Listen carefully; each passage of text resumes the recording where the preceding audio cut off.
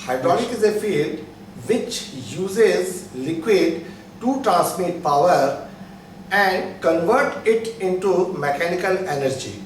Hydraulic systems are now extensively used in machine tools, in aviation, in marine control, in cement plant, in graphite plant, in alumina plant and power plant. Out of many industry, if I take example of cement industries are using kiln for cement manufacturing operation for clinker built up.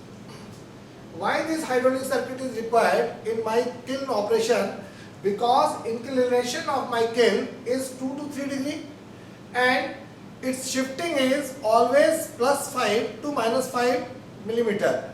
It's mean this kiln due to its load always tends to shift downward, and if it will come downward then it will rotate in its one position and it will directly impact on the wear and tear of tire as well as support roller.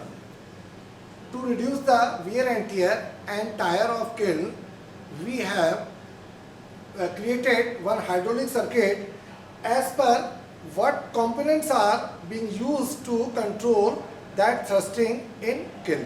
In the circuit, actually when our kiln shift to downward, at that time it is required to shift that kiln system upward. This process is always plus 5 to minus 5 millimeters. It's mean total shifting of my kiln is 10 millimeter. So when the kiln comes down due to its weight, then my cylinder immediately getting the signal with help of this limit switch. So this limit switch immediately gives a command and my cylinder moves forward, and at that time my kiln starting moving on the top position and immediately cylinder will come back. So once again due to this load this system will come down, and once again my cylinder will move it to upward. So this process is continuous process in our cement plant, and this type of hydraulic control is there to control or increase the life of support roller as well as tires in my cement plant kiln system. So during this operation, number of problems comes in my system, that is like hose bursting, failure of my relief valve, failure of my flow control valve, as well as my cylinder's leakage.